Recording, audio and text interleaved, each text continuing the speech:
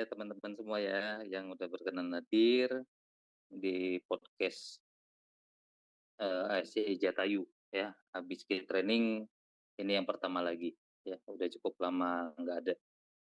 Berkenan dengan leadership ala founder ASCI Jatayu. Jadi teman-teman kalau yang masih baru ya, Pak Andra Tama ini termasuk salah satu foundernya ASCI Jatayu. Ya. Jadi kita malam ini akan bicara ya diskusi berkenan dengan leadership itu seperti apa ya. Waktu dan tempat, Pak Tama, persilakan. Oke, terima kasih Pak Yudi. Saya mau senyum sapa salam dulu nih. Yeah. Pak Roni, Bu Dian, Coach Agus Wahyono, Coach Awa. Thank you udah hadir Coach Awa. Ibu Ruth, dan siapa lagi ya? Ini ada tim saya juga di sini ternyata. Ada anggota tim saya yang ikut. Anggota baru tim saya, Aini, kepala produksi saya, Mas Feki dan Mas Deloha ini juga ikut. Mantap, luar biasa. Kita sama-sama belajar ya. Bukan berarti saya yang sebagai narasumber di sini memiliki tingkat leadership yang tinggi, enggak juga. Itu saya hanya sebagai share saja bahwa pengalaman saya sebagai anggota tim dan sebagai leader seperti apa, dan juga ada beberapa jurnal dan ilmu-ilmu texting book yang yang pernah saya baca dan seminar-seminar yang pernah saya ikuti gitu ya. Salah satu buku yang menjadi referensi saya adalah John C. Maxwell. Itu juga bagus. Terus kemudian Pak Wongso, Adi Wongso, itu juga ada juga, bagus juga. Dan beberapa leader saya di organisasi secara aktual gitu ya. Oke. Kata leadership kita mulai ya. Udah Pak siap. Roni punya Keren. itu. Bener ya. Bukunya keren ya Pak Roni ya. Bajak saya Pak, bukunya Maxwell. John C. Maxwell, benar. Sip. Itu bukunya banyak, dia sering ngomongin mengenai manusia ya, lebih ke soft skill manusia gitu. Salah satunya leadership. Oke, ngomongin leadership nih, kalau bahasanya kan bahasa Indonesianya tuh kepemimpinan gitu ya. Oke, saya pengen tahu sih sebenarnya leadership menurut teman-teman itu artinya apa sih? Pak Roni, coba dong Pak Roni, 1-2 paragraf Pak Roni. Paragraf. Oke, Pak Roni. Langsung lempar ke saya itu Pak. Iya, yang open camp cuma Pak Roni soalnya, saya tembak aja udah. Ya, kalau dari saya sih leadership ya pastinya kepemimpinan ya, itu yang utama. Tapi tidak melulu hanya berbicara kepemimpinan, tapi bagaimana caranya meregenerasi orang yang ada di bawah kita. Itu yang paling utama sih menurut saya. Ya. Oke, mantap. Ada yang lain ini, saya colek Mbak Dian deh. Mbak Dian, kita tadi sempat open cam tadi. Bisa open mic Mbak Dian? Maaf Pak, lagi di jalan. Oh, lagi di jalan. Oke, yowes. Hati-hati Mbak Dian. Oke, Kos Awak lah, ini Kos Awak. Kos Awak jangan bilang lagi di jalan juga ya, Kos Awak ya. Saya lagi di jalan. Oh beneran. Oh, tapi berhenti. Oh iya, benar. Oke, 1-2 kalimat dong. Leadership itu apa, Coach Awak? Nah, leadership apa ya? Kayak seni mengelola resource lah gitu. Nah, cakep. Kemudian cakep. Dengan 2 tugas utama itu ngerunning organisasi dan menumbuhkan organisasi. Udah, gitu aja. Nah, oke, itu udah ngomongin arti, fungsi, dan tujuan. Tadi juga Pak Roni juga gitu ya, tujuannya harus ada legacy gitu ya. Oke, thank you banget. Thank you Pak. Terus cam lagi. Ayo, apa lagi Coach Awak? Mau ditambahin nggak? Cukup, saya off cam lagi aja. Off cam lagi, hati-hati di jalan Coach. Ya, kasih. Oke, saya mau senggol teman saya yang ada di Jawa Tengah, Mas Dion. Mas Dion, halo. Bisa open mic, Mas Dion? Lagi, halo, Assalamualaikum. Waalaikumsalam warahmatullahi wabarakatuh. Lagi baru pulang nih. Weh, luar biasa. Waalaikumsalam warahmatullahi wabarakatuh. Wah, semakin cerah aja tuh. Kembali ke Jawa Tengah tuh. Mukanya tuh. Masya Allah. Kumpul keluarga terus. Monggo Mas Dion. Apa pasti arti leadership tuh Mas Dion? Kita satukan bahasa Tentu dulu ya. saya Biasa ya ya, lebih kalau kayak saya tuh mau webinar atau podcast, kita tuh bahasa dulu nih supaya nanti di awal sampai di akhir itu kita sama nih, satu frekuensi gitu ya. Oke, Mas Dion monggo. kalau saya sih lebih kayak membimbing ya. Leadership itu membimbing, mengarahkan teman-teman atau kita sendiri untuk mencapai tujuan perusahaan. Halo? Udah? Cukup? Itu aja? Ya, seperti itu sih. Kurang lebihnya kayak gitu. Untuk Oke. ininya ya, tiap orang tidak beda cara memimpinnya. Ya. Itu Oke, nanti kita bahas ya. Slow, ya macam-macam lah. Benar.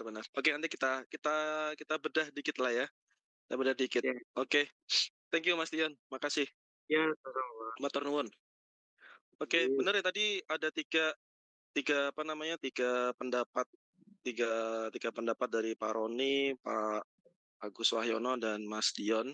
Ya, kalau dari bahasa yang mudah dimengerti adalah tadi ya, dari Kosawa, leadership itu adalah seni atau kemampuan atau soft skill dalam mengelola anggota timnya atau resource. Itu dah. Nanti tadi Pak Roni juga nyampein harus ada legacy, terus kemudian tadi Mas Dion bisa membimbing, terus ini ada nih juga nih Mas Saiful nih, mempengaruhi orang. Ya benar mempengaruhi orang. Nanti kita lihat ada beberapa ciri-ciri leader seperti apa gitu ya. Oke, saya izin untuk sharing. Yang pegang host minta tolong di allow saya bisa share. Pak J. Sudahkah? Di Pak J nih, Pratama. Oh, Pak Aceh ya. Pak Aceh. Halo, Pak Aceh. Udah, Pak Tama udah. Udah ya? Udah. Oh, udah, sip. Oke. Thank you, Pak Aceh. Pak Aceh lagi ngumpet nih.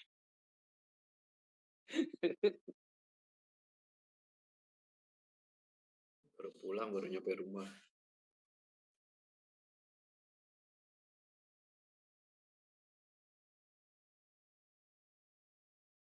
Oke. Leadership ya.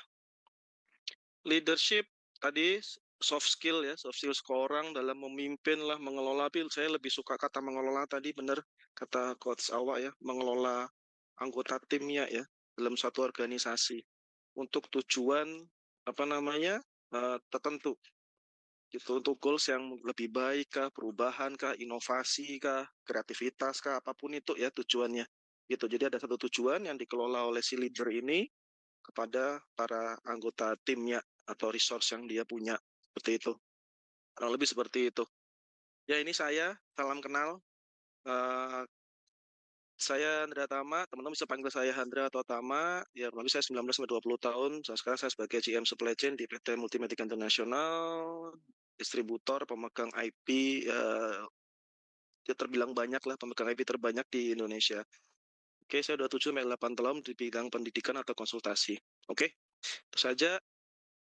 Nah, ini saya ambil dari John C. Maxwell ya. Ini saya akan sedikit cerita agak speednya agak cepat dikit, agak kencang dikit. Nanti kita akan ada sisa waktu, nanti kita akan diskusi dari beberapa paparan yang saya sampaikan. Ada ada 3 poin nanti akan saya sampaikan. Yang pertama dari sisi level, leadership dilihat dari sisi levelnya. Yang kedua dilihat dari sisi karakteristiknya. Yang ketiga adalah peran dan tanggung jawabnya. Ada 3 di sini. Ada 3 poin nanti yang akan saya utarakan di sini. Yang pertama adalah di sisi levelnya. Menurut John C. Maxwell ini, level pertama adalah positional leader. Positional leader ini orang yang, ya kalau kita orang baru masuk memimpin suatu organisasi, ada anggota tim di sana, beberapa anggota tim. Nah, kita dianggap oleh mereka itu sebagai ya ini, ya karena jabatan aja gitu. Jadi kata kuncinya adalah cuman wewenang aja. Datang sebagai pemimpin yang tahu-tahu ada orang eksternal datang masuk memimpin organisasi gitu kan, anggota tim yang sekian banyak, wewenang. Ini posisi pertama yang kita lalui dulu, wewenang. Kita punya wewenang di sini.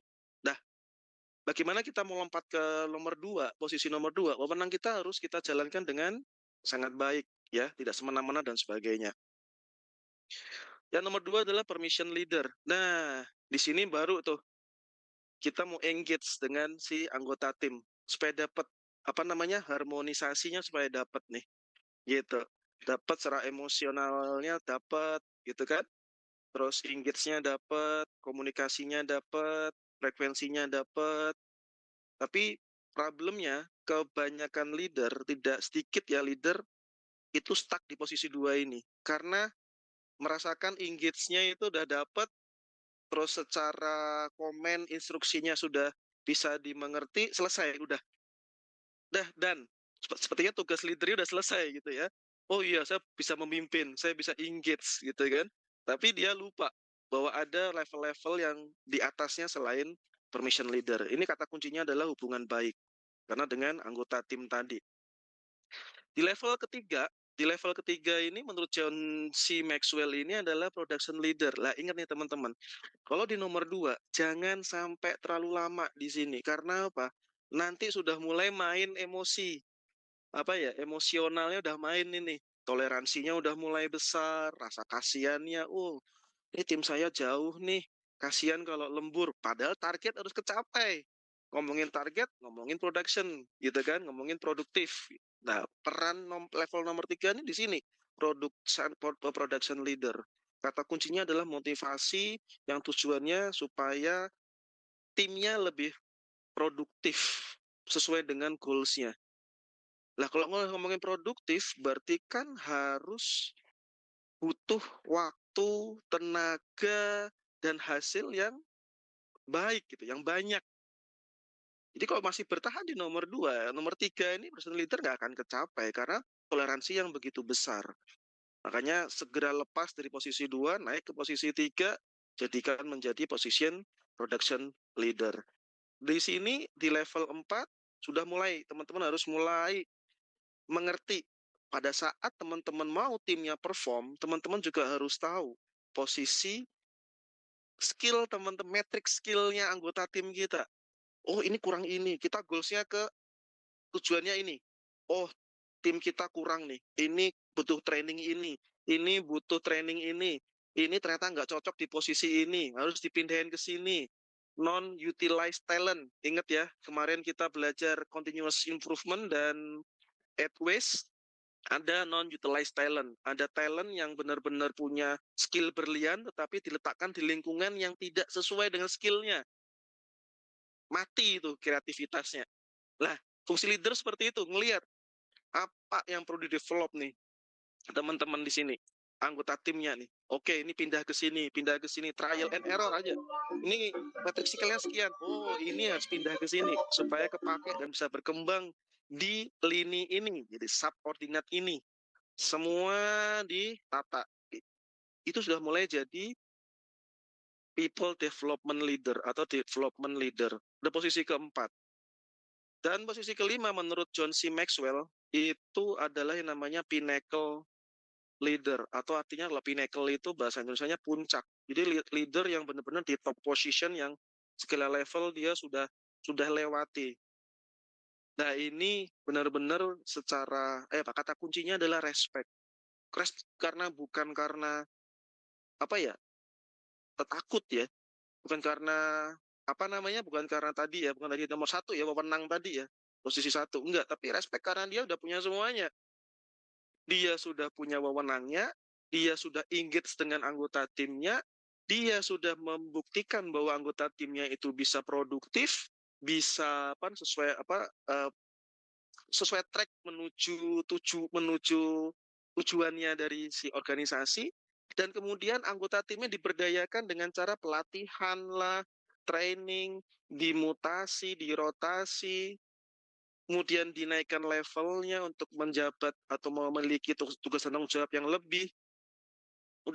Ini udah respect, udah benar-benar respect banget. Tingkat yang paling tinggi di sini. Nah, ini 5 level dari kepemimpinan efektif menurut John C. Maxwell. Nah, dari 5 tahap ini, peran atau tipe-tipe kepemimpinannya macam-macam. Kalau menurut saya, dari pengalaman saya dan beberapa buku yang saya baca dan beberapa seminar yang saya ikuti, saya kumpulkan ada 8 tipe kepemimpinan. 8 ini bisa dijalankan mulai dari level 1 sampai level 5. Jadi ini tipe kepemimpinan ini tidak tergantung dari level. Ini hanya levelingnya saja secara level level positionnya. Tapi dari personalnya, tipe kepemimpinan akan berbeda-beda. Ada 8.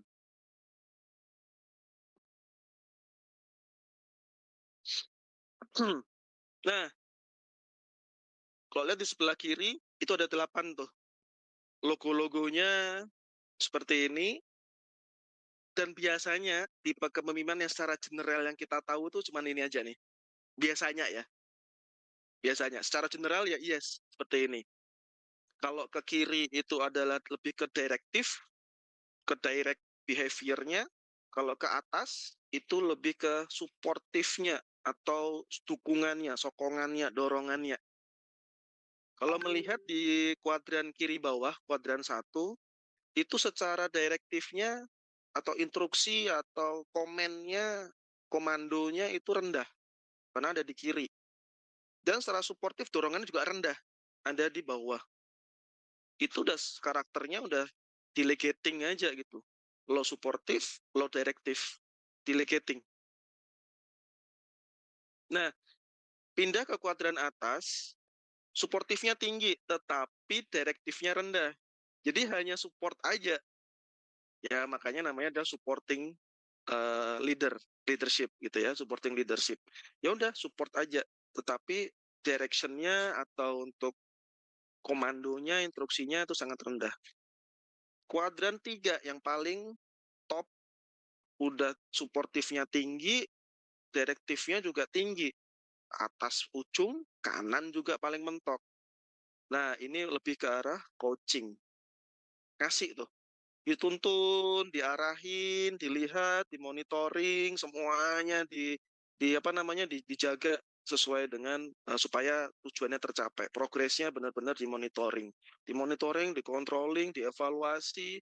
Kemudian kalau butuh coaching lagi, mentoring dan sebagainya. Nah, kuadran yang ke bawah, kuadran kanan bawah, kuadran kanan bawah itu directing karena dia hanya direction saja, komando saja, instruksi saja, tetapi level supportingnya di level dorongannya, sokongannya rendah. Ya udah. Ini yang biasa kita tahu. Tipe atau karakteristik pemimpinan leadership yang kita tahu secara general. Tapi ternyata setelah saya kumpulkan ini menurut saya ya ada 8. Mungkin yang lain, mungkin Pak Roni mungkin ngumpul bisa sampai 10 12 ya. Silakan, atau Bos Awa atau yang lain bisa lebih dari ini. Tapi 8 pun ini juga sudah banyak yang beririsan secara tipe-tipenya. Nah, ini kita ulas satu persatu. Yang pertama adalah transformasional. Transformasional ini lambangnya adalah lambang ciri-ciri ya. Ciri-ciri dari karakter leadership, transformasional leadership. Ini adalah kapan sih waktu yang lebih baik untuk menerapkan karakter ini? Dan ini adalah pro-nya atau kelebihannya, dan tanda ini adalah kekurangannya atau cons-nya. Itu ya, ada pro cons-nya juga. Nah, dari kata transformation ini, ya, ciri-cirinya adalah, karena ini bentuk leadership transformation, jadi butuh ciri-cirinya adalah dia inspiratif, terus kemudian dia memotivasi, terus kemudian pemimpin yang tipe seperti ini tuh yang membawa perubahannya yang positif. Ciri-cirinya seperti itu. Lalu kapan yang cocok untuk diterapkan karakter seperti ini? Yaitu yang biasanya organisasi atau perusahaan yang membutuhkan perubahan budaya atau culture.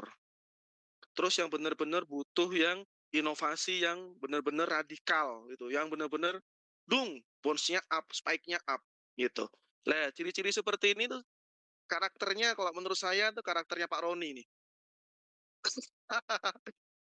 Yang perubahannya yang benar-benar inovasi radikal, perusahaan startup yang benar-benar berkembang yang sangat apa namanya ya, sangat masif gitu ya. Nah, ini yang benar-benar ngejar perubahan. Nah, transformasional gitu. Benar nggak sih Pak Roni? Saya cuma asal tembak aja nih Pak Roni. Itu kondisi, Pak. Betul betul. Enggak ya. Mungkin salah satunya adalah ya karakter ini nggak jadi permanen ya atau menjadi dedicated selalu bentuknya karakternya transformasional. Ya salah satu apa namanya leader yang bagus adalah bagaimana dia bisa menyesuaikan kondisi organisasi, kondisi lingkungannya, iya karakternya mau seperti apa. Nah, 8 inilah yang kurang lebih yang menggambarkan seperti itu. Kemudian kelebihannya, yes, ini mampu menciptakan perubahan besar, terus motivasi anggota timnya akan jadi naik, komitmennya jelas jangka panjang, gitu. Karena ngelihat transformasional ini yang masif, yang harus tinggi, besar, itu pasti targetnya jangka panjang. Nah, ini negatifnya adalah memang benar.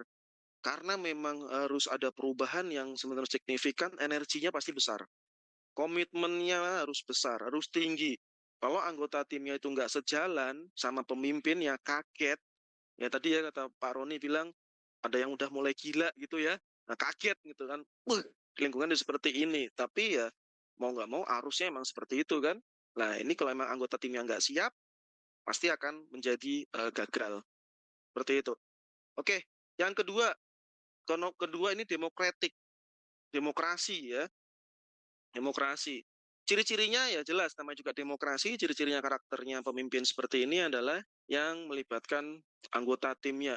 Jadi dia memutuskan mengambil suatu keputusan itu atas dasar suara dari anggota timnya. Dia sangat mendengarkan anggota timnya, ide-ide dari anggota timnya.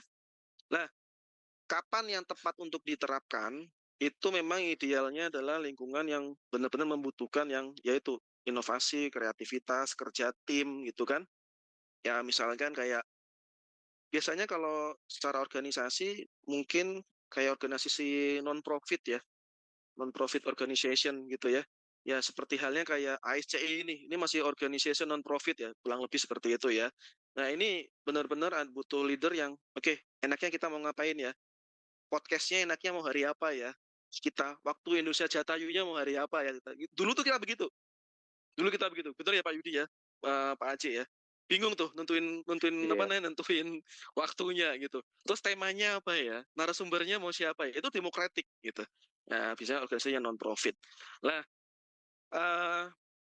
pro-nya kelebihannya adalah ya memiliki rasa rasa memiliki ya, memunculkan rasa memiliki. Terus kemudian partisipasi dan motivasinya pasti akan meningkat karena itu tadi rasa memilikinya yang kuat. Negatifnya adalah yes, pengambilan keputusannya seringkali lambat. Begitu. Oke, ini tipe karakter leadership yang demokratik. Terus kemudian yang kedua ini adalah laissez-faire. Nah, ini bahasa Prancis ya. Laissez-faire. Ya, laissez-faire. Ya bahasanya laissez-faire gitu ya. Laissez-faire. Laissez-faire ini bahasa Prancis. Kalau di Indonesia kan, kalau di bahasa Jawa kan ya, di bahasa Jawa kan ini mirip kayak grup band. Benar kayak grup band. Yang artinya adalah yo wis band, sekarepmu lah gitu ya. Artinya dalam bahasa Indonesia tuh ya biarkan itu terjadi gitu. Artinya apa dalam karakter kepemimpinan Lee Si-vei ini, yaitu ya kebebasan penuh terhadap si anggota timnya. Ya udah, anggota timnya ya bebas untuk mengelola tugasnya, untuk ngambil keputusan sendiri gitu kan. leadernya hanya mengarahin aja, nih ya, arahnya ke sana, tujuannya ke sana, kamu mau jalannya kayak gimana, silakan. Ini sumber dayanya ini, alatnya ini, toolsnya ini. Dah jalan sendiri, gitu. Waktu yang tepat adalah di saat kita punya anggota tim yang benar-benar mandiri, kreatif, keterampilannya sudah baik, sudah mampu untuk menjalankan tugas tersebut. Nah, positifnya anggota tim itu merasa diberdayakan, terus kemudian merasa bahwa dia itu dilihat, diakui cara kerjanya, diberi kebebasan untuk kreatif, gitu, bebas untuk berinovasi. Negatifnya, kalau timnya itu keterampilannya kurang akan problem, gitu. Karena tadi Lizzie V ini pemimpin ini cuman sekedar ya udah jalan aja, udah terserah silakan, gitu. Monitoring, controllingnya itu sangat sedikit. Jadi akhirnya karena kurang arahan itu akan bisa kacau kalau keterampilannya bisa kurang. Terus anggota timnya karena sering diberi kebebasan, toleransinya tinggi, akhirnya tanda kutip disiplinnya biasanya akan penurun. Seperti itu. Nah, kebalikan dari Lizzie V ini adalah autokratik. Nah, autokratik ini kalau bahasa kerennya adalah benar-benar otoriter lah, gitu. Otoriter. Kontrol penuh, ciri-cirinya kontrol penuh. Keputusannya sepihak, pokoknya udah selesai. Otoritas dan kekuasaan. Terus kemudian ya memang kadang-kadang itu perlu pada saat dimana kita membutuhkan keputusan yang cepat dan memang yang tepat, walaupun data atau informasinya itu kurang.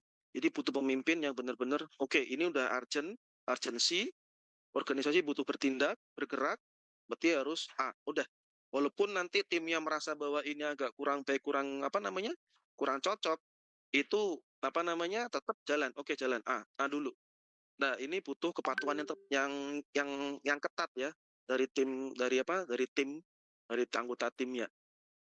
Positifnya, efisien dalam mengambil keputusan ya, karena itu keputusan yang cepat gitu ya untuk bertindak. Organisasi ini mau berlayarnya mau kemana nih? Oke, kita harus 3 derajat ke kiri. Ya udah, derajat ke kiri. Walaupun nanti di ujungnya misalkan ada gunung es misalkan. Nah, karena memang keputusan yang cepat, akhirnya implementasinya cepat juga. Nah, ini yang akhirnya ada sisi negatifnya, motivasinya kurang. Karena apa motivasinya kurang? Ya, tujuan arahannya udah jelas, terus kemudian harus dijalankan, jadi akhirnya motivasinya kurang, hanya udah ikut arahan aja gitu. Jadi kreativitasnya agak sedikit terhambat juga. Nah, ini biasanya kalau secara organisasi ya seperti militer ya, itu perang udah gitu kan.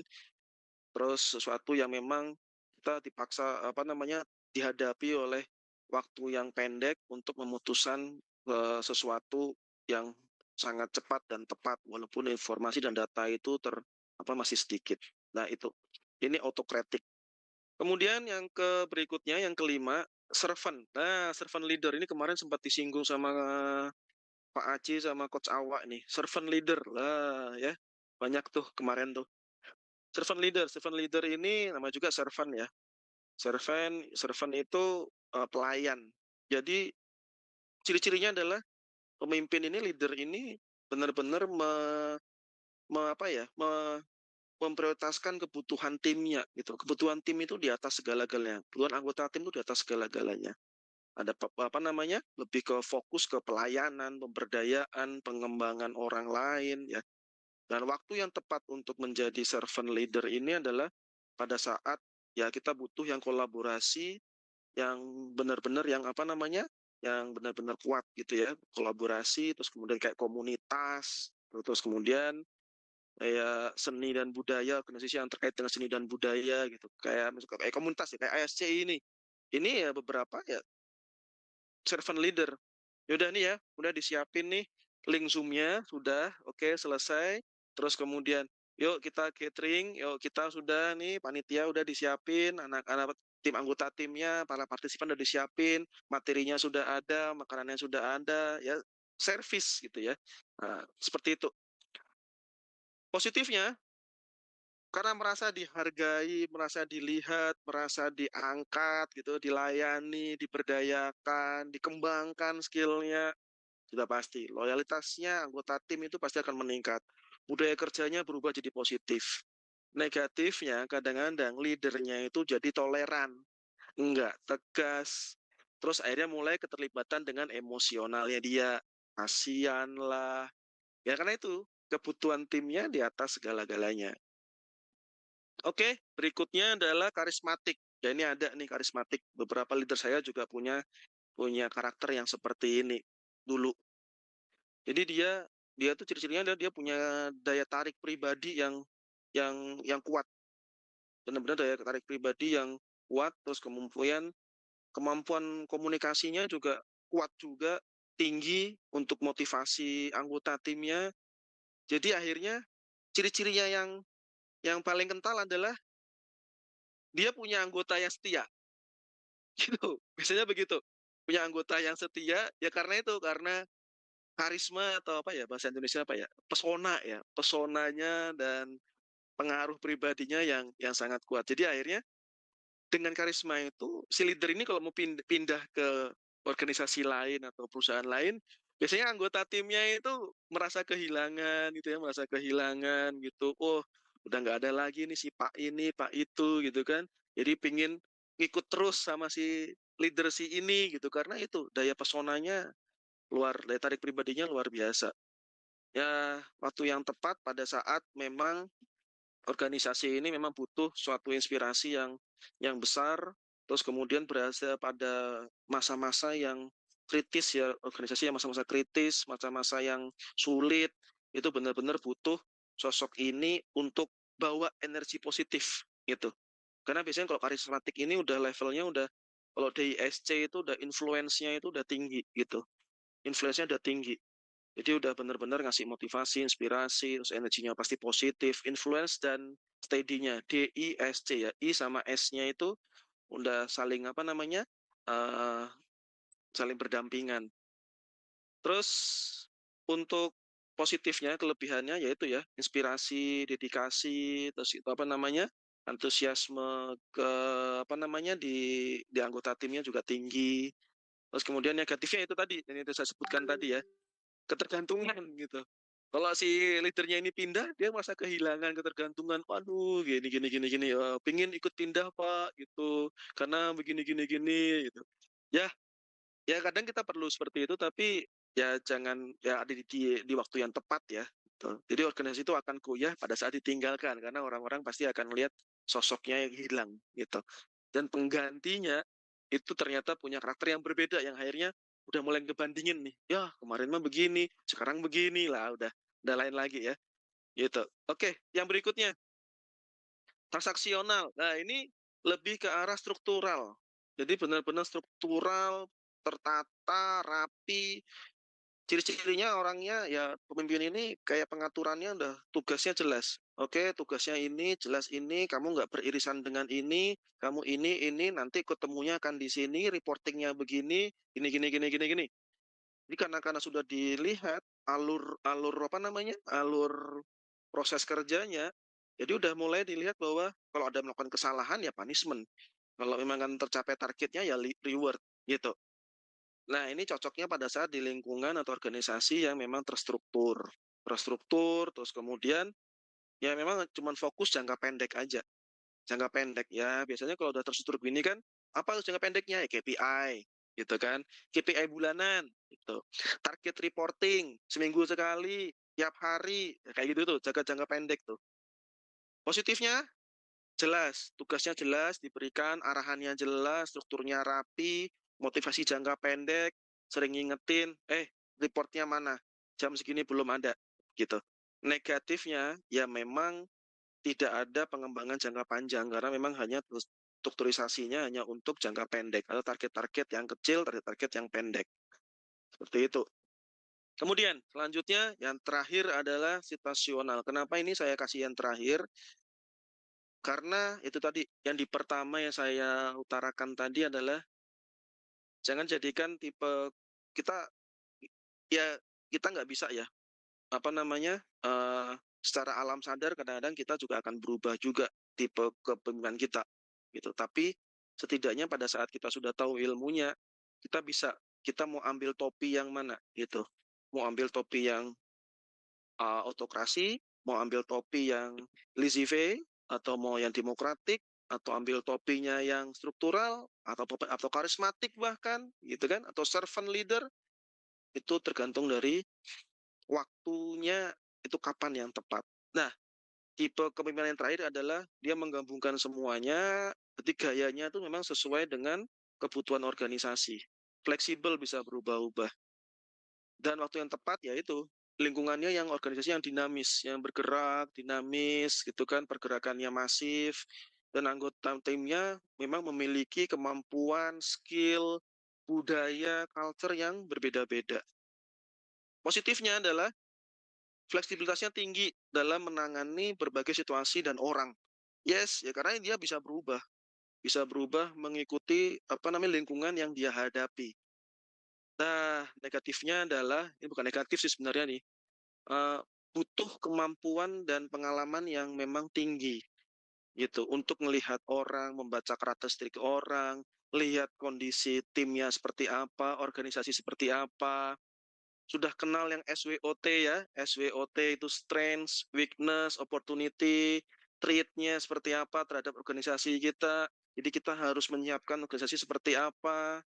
Terus kemudian ya itu jelas keterampilannya pasti akan kuat. Jadi butuh butuh butuh level yang lebih tinggi untuk bisa menjadi tipe yang situasional seperti ini. Oke, teman-teman, kalau emang ada yang mau tanya bisa raise hand. Nah, ini beberapa halaman lagi, ini sudah ke poin yang nomor 3. Itu poin pertama adalah kita ngomongin levelnya dulu, biar tahu teman-teman ada di level mana. Sekarang adalah karakteristik pemimpinnya seperti apa, atau tipe-tipenya. Dan yang ketiga adalah peran kunci dan tanggung jawab pemimpinnya ada berapa banyak. Di sini saya kumpulkan ada 10. Ada 10. Yang pertama, visionary. Jelas, namanya leader, tanggung jawabnya mengelola tim, visinya harus jelas. Jangka panjang, organisasi mau seperti apa. Arahannya jelas. Untuk target seperti ini, jalannya seperti ini. Planningnya seperti ini, do-nya mau seperti ini, nanti mau evaluasi, ceknya seperti ini. Terus kemudian ya jelas, karena udah visioner, dia paham tantangannya yang mau dihadapi seperti apa. Strateginya udah jelas untuk menghadapi tadi ya, seperti situasional tadi. SWOT-nya udah jelas nih, tim saya strengths-nya apa, weakness-nya apa, opportunity untuk perubahannya seperti apa. Terus kemudian ancamannya apa? SWOT, SWOT. Kedua, inspirator. Jelas namanya udah inspirator ya, leader, bisa memotivasi. Tadi siapa ya? Mas Dion ya, jadi ya membimbing, memotivasi, menginspirasi anggota tim untuk mencapai potensi terbaik anggota tim mereka gitu. Terus yang ini peran, yang ini tanggung jawab ya. Bedanya kalau peran dan tanggung jawab apa? Peran itu lebih ke general besarannya, tanggung jawab itu lebih ke spesifiknya. Jadi perannya memotivasi. Tanggung jawabnya ya menginspirasi tim untuk bekerja menuju tujuannya, mendorong saat menghadapi tantangan, memberikan feedback positif, terus menghargai pencapaian. Ya karena kan menginspirasi pada saat timnya itu sudah bisa melakukan progresnya dia dan mencapai tujuan, pasti akan dihargai, sekecil apapun. Terus kemudian, talent developer, yes. Yang tadi ya, ada di level 4, people development leader. Nah, ini talent developer salah satunya. Jadi perannya adalah peran dari pemimpin talent developer ini adalah mengembangkan potensi dan keterampilan. Tanggung jawabnya ya memberikan kesempatan berkarir, karena banyak juga nggak sedikit juga ya leader yang menghambat karirnya anggota timnya gitu. Nah, ini kayaknya punya potensi nih untuk geser gua nih. Dihambat udah. dihambat, nggak dikasih kerjaan, kerjaan dikasih kerjaan tapi nanti diakuinya bukan dari timnya tapi diakui atas kinerja sendiri, kayak gitu-gitu tuh. Lah ini ya nggak sedikit kita punya leader yang seperti itu ya. Dan saya juga pernah punya ngalami seperti itu juga gitu. Nah, ini talent developer ini jelas-jelas dia memberikan kesempatan berkarir yang luas kepada timnya. Memang timnya punya skill yang mengembangkan skillnya benar-benar mau dan mampu gitu ya. Terus ya tadi ya udah kasih kesempatannya diambil oleh anggota timnya jelas didukung. Oke, keterampilannya mau apa? Kamu butuh training apa? Yuk ikut training ini, ikut training itu, ikut training ini. Nanti kamu dikasih tugas ini untuk evaluasi dari hasil trainingnya dan sebagainya. Ya, talent developer. Terus kemudian yang berikutnya adalah team builder. Team builder ini secara perannya si leader ini membangun tim yang efektif, memastikan semua anggota bekerja dan berkolaborasi dengan baik ya. Namanya juga team builder ya. Membangun tim yang solid. Gimana membangun tim solid? Oke, butuh fondasi apa, pilarnya mau bagaimana, proofnya atau tujuannya mau apa. Terus tanggung jawabnya jelas. Namanya ngebangun harus siapkan lingkungan yang positif dulu. Baru kita ngebangun. Ya mungkin kita ngecor pada saat hari hujan. Contohnya seperti itu ya. Lingkungannya yang positif dulu. Kering, panas, baru kita ngecor fondasi itu ya. Mendorong anggota tim untuk bersama dan kolaborasi. Yes, betul. Karena tim builder dia benar-benar ya. Yuk kita harus kerjasama, kolaborasi yang baik, itu solid, tim solid gitu. Kita butuhnya super tim, bukan superman. Nah, ini sering saya omongin ke tim saya ini, terutama ke Mas Deloha sama Mas Vegi ini. Itu ya Mas Deloha, Mas Vegi ya. Oke, menangani konflik secara konstruktif. Ya, pasti. Terus kemudian yang berikutnya adalah change agent. Change agent ini hampir-hampir mirip pada yang tadi ya, karakteristik transformational leadership tadi. Jadi dia perannya adalah memberikan fasilitas untuk organisasi ini untuk berubah gitu. Memang kondisinya memang organisasi udah tidak bisa ya culture-nya memang udah harus butuh berubah gitu ya. Contohnya misalkan SOP harus berubah sesuai dengan perkembangan zaman gitu ya. Pada saat zaman sudah teknologinya udah tinggi, udah nggak mungkin lagi menggunakan manual, ya mungkin dengan adanya investasi yang mungkin bisa disetujui oleh top manajemen, akhirnya menggunakan barcode. Yang awalnya Excel menggunakan provider dari ERP provider yang eksternal misalkan. Gitu. Terus kemudian yang berikutnya adalah problem solver. Yes, pasti ya. Mungkin teman-teman juga pernah ngalamin punya leader yang takut dalam mengambil keputusan gitu. Karena dia sebagai leader, jadi takut disalahkan. Ini juga jadi sebuah simalakama gitu ya. Jadi anggota timnya juga merasa, aduh ini terus kita mau ngapain ya, kan gitu ya. Mau ngapain ini, atasan kita nggak bisa mutusin, kita juga harus segera bergerak. Lah akhirnya anggota timnya ya ngambil keputusan sendiri gitu. Atau kadang-kadang diputuskan oleh si leader, tapi leader juga lepas tangan. Nah ini sering juga nih, saya juga sering dengar juga dari teman-teman ngopi gitu kan. Wah, gua ini disuruh itu. Setelah gagal ternyata gagal, yang disalahin gua gitu. Wah, gitu. Padahal ini udah keputusan bersama, keputusan si leader loh. Wah, udah mulai tuh. Udah ngalor ngidur ngomongnya. Ya, itu solver. Jadi benar-benar mengatasi hambatan dan tantangan yang muncul di organisasi. Ya tanggung jawabnya jelas. Udah punya gambaran situasinya seperti apa. Ya sama ya seperti kemarin ya. Continuous improvement dari Coach Awak. Ada analisa masalah dulu. Anaconda ya Coach Awak ya. Analisa kondisi yang ada, mencari solusinya seperti apa, yang tepatnya untuk organisasi kita bagaimana. Terus harus bertindak cepat karena memang harus ada perubahan yang cepat. Terus kemudian tahu bahwa resiko-resiko untuk dalam pengambilan keputusan itu apa. Cari resiko yang paling minim. Oh, keputusan ini resikonya A, B, C gitu. Tidak sebanyak rencana yang ini. Oke, kita jalankan dengan mengantisipasi resiko yang A, B, C, dan D, E. Begitu. Terus kemudian yang berikutnya adalah etik dan integrity. Jelas, namanya etik dan integrity, leader itu jadi semacam role model ya. Kalau leader kita etika dan integritasnya itu miring, ya pasti timnya juga akan miring juga gitu ya. Gitu. Jadi hati-hati sebagai leader, role model ya, pasti jadi role model. Jadi memastikan aktivitasnya itu dipimpin berdasarkan berlandaskan etika dan integritas. Itu kalau integritasnya udah minus, etikanya minus, ya pasti anggota timnya juga pasti akan ngikutin. Pasti dengan dalih, lah bos gua aja begitu, nah gitu ya. Terutama untuk hal-hal yang terkait dengan fraud, nah biasanya begitu tuh. Nah, lah bos gua aja juga ngambil fee dari purchase dari supplier, udah adminnya juga pasti begitu. Bu, ada supplier nih, invoice-nya udah dikirim misalkan. Bu, invoice saya tolong diajuin dong, Bu. Dimajuin dong. Apa namanya pembayarannya walaupun TOP-nya belum nyampe nih.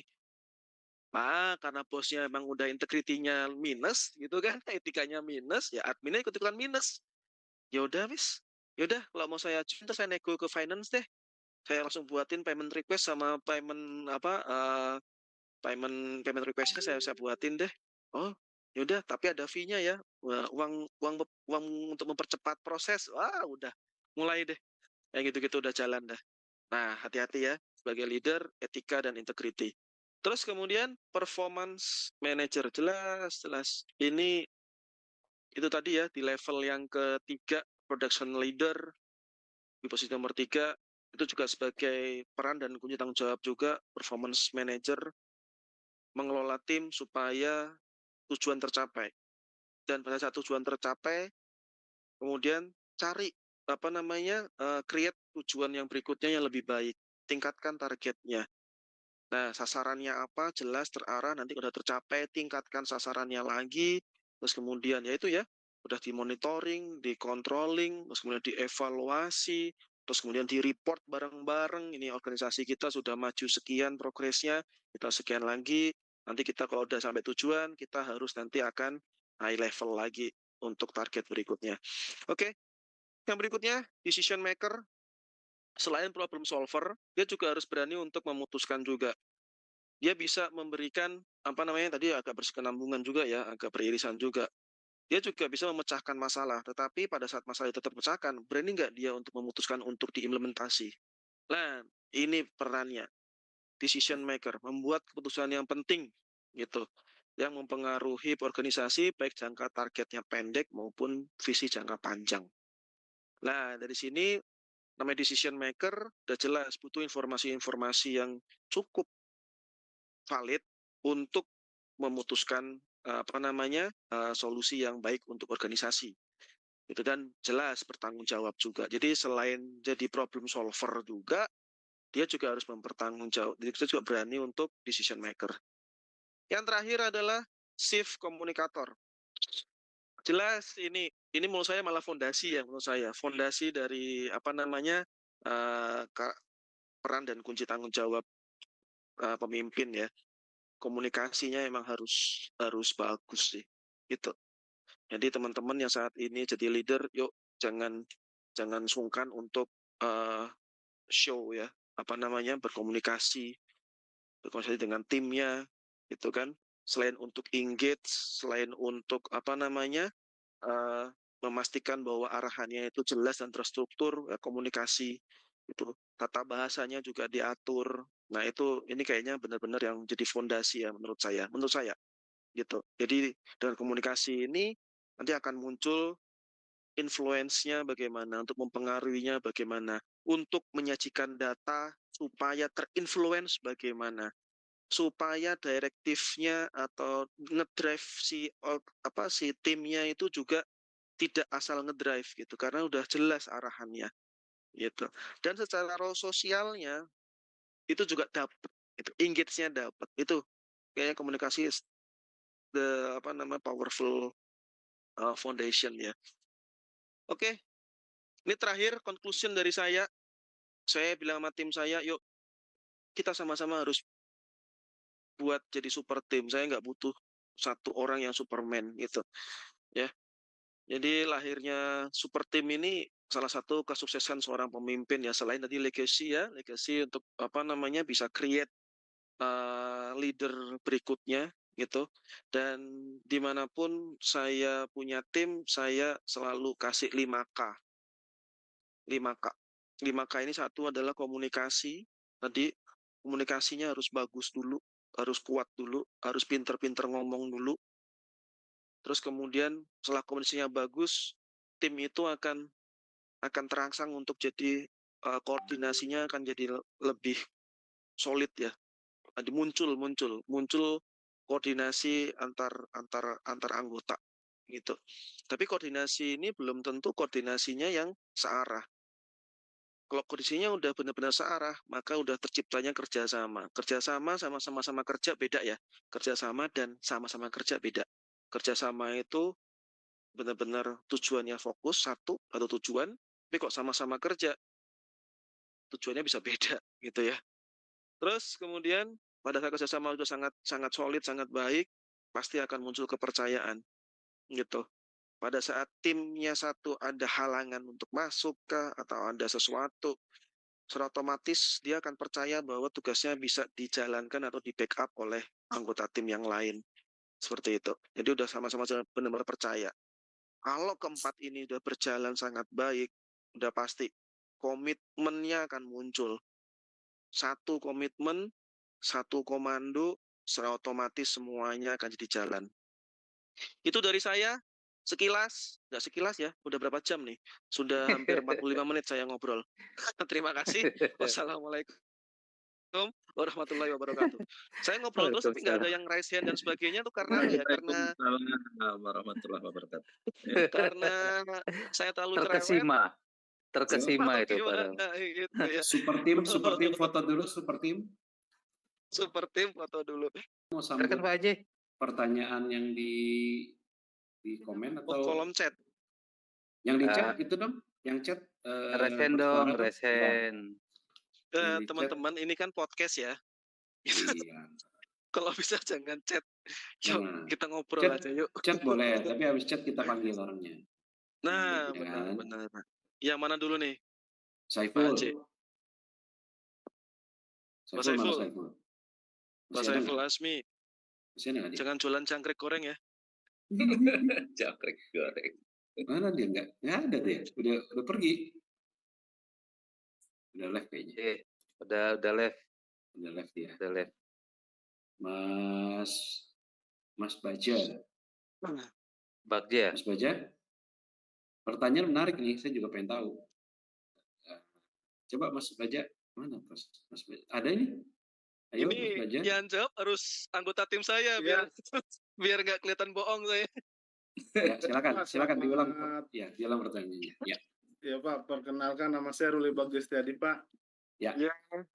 Saya juga sih sebenarnya untuk posisi sekarang levelnya ya baru di level supervisor gitu ya, mensupervisi tim saya juga. Ya, ada beberapa sih memang yang mungkin mirip-mirip lah dengan tadi yang diberikan di podcast ini. Nah, yang mau saya tanyakan Pak, kalau Pak Tama sendiri, tipe kepemimpinan yang Bapak pegang itu selaku GM dalam memimpin tim ini seperti apa Pak? Begitu.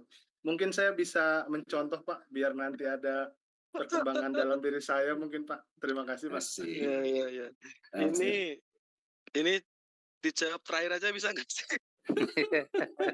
sebagai penutup ya, boleh, kita simpen ya. Boleh Pak, terima kasih. Simpan aja. Nanti kalau emang mau dijawab, jangan saya yang jawab, biar tim saya yang ngejawab deh. Itu ada tim saya juga ikut juga itu. Mas Deloha siap ya Mas Deloha ya. Takutnya Pak kalau tim Bapak yang jawab nanti dibagus-bagusin Pak. Nanti gini Pak, Tamanya kita suruh live dulu. Nanti kita sama timnya kita gibahin dia. Oke Pak. Terima kasih Pak. Lanjut. Ya, berikutnya ada. Kenapa Kosawa? Yang resen nih, ya, Pak silakan. Yang di chat nggak duluan. Nggak apa-apa. Yang resen duluan. Pokoknya raise hand duluan kita kasih. Prioritasnya ya raise hand dulu. Oh, siap. Udah Ya. nyampe rumah, alhamdulillah. Udah dong, sudah sampai. Sip. Cuman tetap mohon maaf tidak pakai background ASC. HP-nya tidak. Aman. Oke, Coach Tama, jadi luar biasa, terima kasih. Saya tuh kalau tipe-tipe kepemimpinan tuh sangat tidak paham ya. Tipenya apa itu saya nggak tahu itu. Tipenya apa, tapi alhamdulillah tadi dari semua yang dijelaskan, ada yang otoriter, ada transformasional, ada transaksional, ada situasional. Kayaknya memang harus selalu kita jalanin bareng-bareng gitu. Situasional ya dijalanin, yang otoriter ya agak dijalanin, yang demokratis ya harus dijalanin gitu. Nah, kendala saya itu gini Pak Tama, nggak tahu mungkin karena saya tipikalnya tidak otoriter gitu ya. Saya udah berkali-kali pindah perusahaan. Nah, yang saya lakukan itu selalu berusaha untuk mengenali tim dulu gitu. Jadi yang saya ingat kalau secara fundamental leadership itu dulu saya diajarinnya hanya yang penting 3 hal katanya. Yang penting 3 hal itu kitanya harus kompeten, kita punya kompetensi terhadap apa yang kita lead dan juga technically dan juga soft skill-nya. Kemudian yang kedua adalah clarity, kita punya clarity kepada tim dan kita sendiri, peers, mereka tanggung jawabnya apa, sama climate, menciptakan iklim, situasi, kondisi yang baik untuk mereka tumbuh. Nah, kendalanya adalah karena saya berpedoman itu, setiap saya masuk di satu tempat baru, mesti harus nyari-nyari dulu nih. Emang secara tujuan organisasi sama, udah ketahuan gitu ya, secara clarity jelas. Tapi ternyata PR-nya adalah justru mengenali tim itu yang jadi PR gitu. Karena walaupun di organisasi yang sama, di tempat yang sama, saya itu sering pakai metode yang berbeda untuk supervisor atau manajer yang berbeda gitu Pak Tama. Karena ada yang memang harus micromanage gitu ya. Itu ada yang sudah benar-benar apa tadi terserah dibebas tugaskan karena dia sudah dewasa, sudah tahu, sudah saya paham kompetensinya dia dan saya yakin dia tanggung jawabnya seperti apa. Terserah, saya yakin kamu tahu gimana caranya gitu. Ada yang gitu. Walaupun di organisasi yang sama. Tapi PR-nya adalah bagaimana cara kita lebih cepat untuk mengenali tim kita seperti apa harusnya gitu. Supaya kita bisa memberikan treatment yang pas gitu. Itu Pak Tama. Mohon advice-nya. Jadi mengenali tim kita sendiri itu ada itu. Terima kasih. Oke. Ya, ini pertanyaannya berat-berat semua. Ketengkot semua yang nanya. Iya. Ini nggak ada salah, nggak ada maksudnya bisa salah juga, bisa benar juga karena nih saya jawab berdasarkan pengalaman pribadi saya. Ya karena leadership itu tidak bisa ngomong kalau belum implementasi ya. Kan gitu. Ya kita belum ngerasain gitu. Kalau sekedar ngomong theoretical ya udah tinggal baca jurnalnya aja tuh, buku yang tadi dibawa Pak Seroni itu udah tinggal baca aja selesai gitu ya. Gitu. Jadi saya jawab bukan berdasarkan jurnal atau apapun books texting, tapi pengalaman saya jelas ngikutin alurnya si John C. Maxwell ya. Dia ada di posisi 2, posisional di permission leader, di nomor 2 permission leader. Itu waktu di mana saya akan membagi antara wewenang dan engage atau closeness dengan anggota tim. Seperti itu, closeness dengan anggota tim. Dari situ saya akan mapping tuh. Dan biasanya saya punya logbook sendiri tuh. Saya punya logbook sendiri kecil gitu kan. Dulu ya di sini ada Mas Ervin juga, ada Mas Deloha juga gitu ya. Saya punya logbook sendiri tuh. Pada saat kenal di awal, kesan pertama Mas Ervin itu ini. Jadi ada kemungkinan saya engage-nya tuh dengan cara seperti ini. Terus kemudian Mas Deloha tipenya seperti ini. Ya, untuk mengetahui tipe-tipe orang seperti itu kan juga juga berdasarkan pengalaman juga ya coach Awak ya, gitu. Dengan dari kita pengalaman kita punya misalkan traumatik terhadap seseorang itu juga pengalaman juga gitu kan. Terus kemudian punya kesan terhadap baik dengan seseorang, kita tahu karakternya orang. Kalau tipenya yang D itu seperti ini, DISC ya. D itu seperti ini, I itu kayaknya begini, S itu ini, C itu begini. Lah, dari situ dengan pengalaman saya ya closeness-nya mau seperti apa nih, engage-nya seperti apa ini, gitu. Tapi pada dasarnya rata-rata semuanya udah pernah saya ajak makan aja, udah gitu aja. Makan bareng. Udah gitu aja. Karena gini, kadang ruang meeting itu jadi tidak efektif, ruang meeting ya. Karena suasananya juga suasana yang tidak membuat tim kita untuk clarity, keterbukaan gitu, dan tidak membuat kita jadi closeness-nya gitu loh, deket. Jadi ambil suasana walaupun di luar jam kerja ya, luar jam kerja gitu, tahu-tahu dadakan, bro, gua di sini, yuk gabung, oh muncul semua, gitu. Jam istirahat, yuk ngumpul, ngobrol. Di situ akan kelihatan tuh, gitu ya, cara menanggapi kita kelihatan. Orang ini tanggapannya ternyata adalah respect. Orang ini tanggapannya hanya sebatas saya masih sebagai positional leader.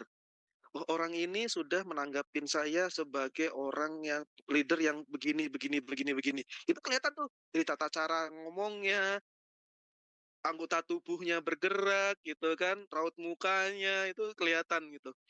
Atau orang yang benar-benar sungkan, yang diem, mau ini berarti saya yang kurang engage ke dia, kurang close sama dia. Lah itu beberapa cara kayaknya yang paling manjur bukan di ruang meeting untuk mengetahui closeness-nya kita, di ruang makan. Di restoran kadang-kadang perlu gitu ya, perlulah ya engage untuk di luar, kita ngobrol bareng di luar. Mungkin ya apapun itu aktivitasnya ya, cuman makan bareng lah, cuman ngobrol sana sini lah, tapi akan kelihatan bahwa tim kita ini memperlakukan kita sebagai apa. Karena berbeda pada saat di posisi benar-benar di ruang kerja, di lingkungan kerja, sudah pasti respect-nya karena memang position, gitu ya. Tapi kalau sudah di luar kerja, orang ini akan melihat apakah masih respect ke kita, atau sudah menganggap bahwa di luar jam kerja ini lu gua gitu. Nah, mulai kelihatan nih orang ini bagaimana gitu. Secara attitude, adab, semuanya akan kelihatan semua setelah di luar lingkup kerja gitu, ruang jam kerja. Itu sih dari saya ya. Itu pendapat pribadi saya. Kalau ada yang salah ya mohon maaf, karena itu yang saya jalankan selama ini. Ya. Mungkin Mas Deloha bener nggak omongan saya? Senyum-senyum aja itu. Cocok pokoknya, tinggal saya diajak makannya kapan gitu nanti saya. Kemarin udah training ke Cikarang. Iya. Langsung kita ngobrol tuh berdua di depan. Itu Ya, aja dari saya sih. Karena mungkin kalau ada ruangan teman-teman yang lain ya yang mau berpendapat, silakan, mungkin punya pendapat yang lain atau pendapat yang mungkin lebih efektif ya untuk mengetahui karakter anggota tim kita gitu. Silakan. Karena ini podcast nggak cuma narasumber yang memberikan informasi saja, tapi bisa semuanya. Ya, silakan mungkin Pak Roni atau Pak Meto mau Pak Meto, silakan. Mau menanggapi pertanyaan Pak Agus Wahyono, silakan. Atau Coach Agus Fitriadi. Halo Pak, malam Pak, salam kenal Pak Tama. Salam kenal. Malam, Ya, malam. Pak Meto. Dan saya udah minggu ini nih minta loker. Oke. Pak, ini sih saya sedikit menambahkan tadi gimana cara mengenali personal timnya kita. Ini juga yang saya lakukan di tim. Kebetulan saya sekarang memimpin tim kecil ya Pak. Jadi ada sekitar kurang lebih 50 orang, dan waktu saya masuk pertama kali, jujur saya masih meraba-raba gimana cara mengenali kepribadian orang. Nah, salah satu caranya yang saya pernah terapkan adalah saya meminta CV mereka sih Pak. Kemudian ngobrol mereka bareng-bareng apa sih yang dimau, dan kemudian baru melakukan training, dan ini tujuannya supaya visi kita ke depan sama sih Pak. Jadi itu yang saya bisa tanggapi dari ke Pak Agus tadi sih Pak. Ini saya mau menanyakan ini Pak Tama, kan sekarang kan banyak pemimpin yang bisa mengelola tim, bisa delegasi pekerjaan kepada tim, bisa mengontrol, bisa monitoring, bisa review, dan bisa memberikan feedback pada tim, baik dari sisi positif dan negatifnya, dan apa yang harus diperbaiki.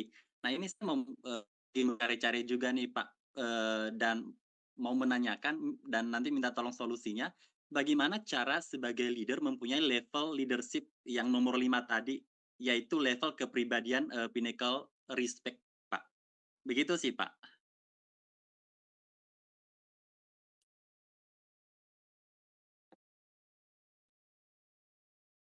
Oke.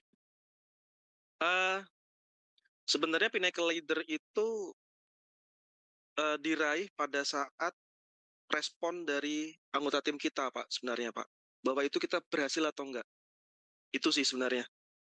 Responnya, kalau level 1 sampai level 4 itu adalah pencapaiannya kita. Level 4 udah development leader, itu kalau responnya memang sudah benar-benar tanda kutip sudah respect ya. Anggota tim kita sudah respect, berarti ada kemungkinan kita sudah capai di level itu.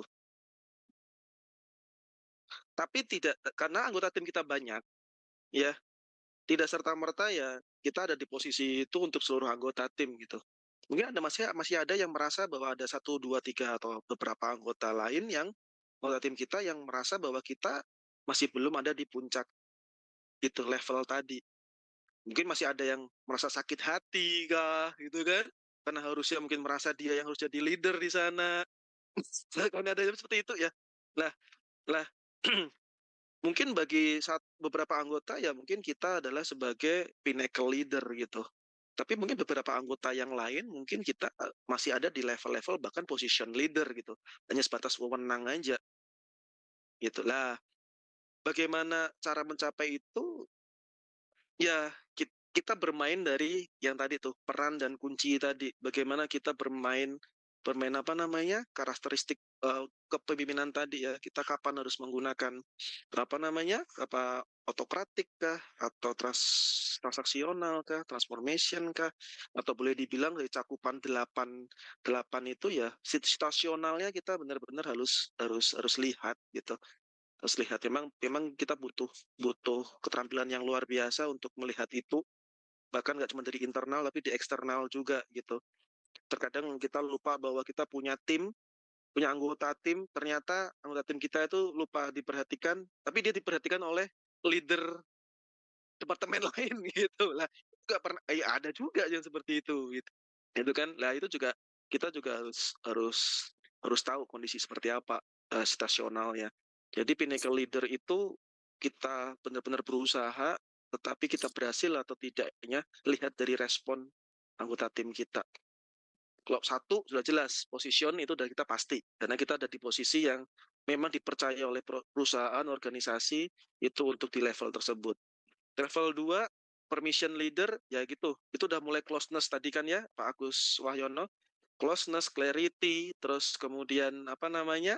Tadi klaim gitu kan, klaim iklim gitu kan, climate gitu kan, climate iklimnya kita harus jaga, lingkungan yang positif, terus kemudian kita naik. Kita jangan terlalu lama di posisi 2. Saya ingatkan berkali-kali jangan terlalu lama, pasti nanti akan melibatkan emosional kita. Itu segera ke nomor 2, untuk kita benar-benar melihat secara organisasi kita butuh organisasi yang produktif. Itu baru dari situ, karena kita butuh organisasi yang produktif, kita harus tahu metrik skill di teman-teman kita seperti apa, butuh keterampilan seperti apa.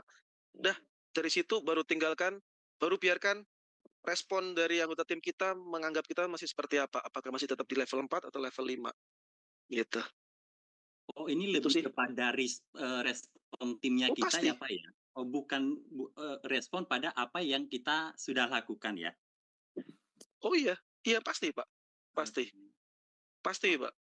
Karena bukan suatu pencapaian kayak kita habis training dapat sertifikasi, oh udah selesai gitu ya, bukan. Sekarang gini Pak, simple aja, simple. Dari sisi politik deh, walaupun kita punya presiden, pemimpin negara kita, masih ada beberapa orang yang tidak mengakui bahwa dia presiden kita. Oke, dia layak atau tidak gitu, Pak? Loh, bener loh Pak. Iya, Nggak usah jauh-jauh deh Pak, nggak usah jauh-jauh. Presiden kita. Presiden, mau siapapun presidennya, kadang-kadang ada beberapa orang yang merasa bahwa dia bukan presiden saya, walaupun dia presiden Indonesia, walaupun dia presiden Amerika, saya nggak mengakui kalau dia presiden saya. Bahkan di Amerika ada yang sampai lantang ngomong begitu, walaupun dia presiden resmi, tetapi saya tidak mengakui kalau dia presiden. Loh, leader itu karena respon, Pak. Bukan karena pencapaian diri kita menganggap bahwa saya leader. Loh, enggak gitu. Gitu. Saya dianggap leader karena respon dari anggota tim saya. Gitu. Oke, Pak. Gitu, Pak. Saya nangkap poinnya. Oke. Makasih banyak, Gitu ya, Pak Pak. Tama ya. Gitu. Yang lain mungkin ada yang mau langsung menjawab, nggak apa-apa.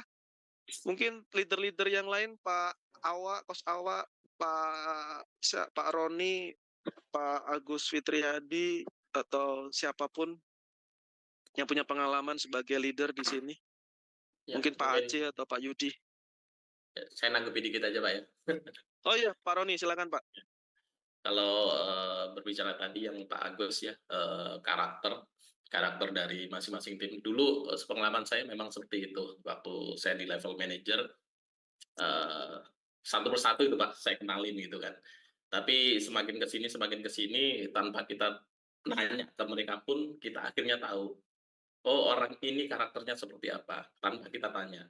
Ketika kita memang sudah berpengalaman mengenali karakter dari tim itu. Nah, semakin ke sini, semakin kita memang levelnya sudah jauh, akhirnya saya mengatakan ke tim bahwa saya tidak perlu mengenali karakter kalian, dan kalian tidak perlu mengenali karakter saya. Karena saya pun bisa menjadi karakter apapun di posisi saya, seperti itu. Nah, jadi yang harus kalian ikuti adalah apa target dari perusahaan dan apa yang saya instruksikan. Itu yang pasti saya berikan. Dan pastinya saya kalau misalkan mengenai kemauan tim dan apa yang dirasakan, itu biasanya saya one on one sih. One on one yang saya lakukan itu biasa 1 bulan sekali, kadang 2 bulan sekali, dan di situ biasanya kalau one on one saya lebih mendalam. Tidak pernah menanyakan tentang pekerjaan sama sekali. Paling tidak saya selalu menilai apa yang telah dilakukan oleh yang bersangkutan, karakternya dia tidak sesuai atau sesuai, integritinya.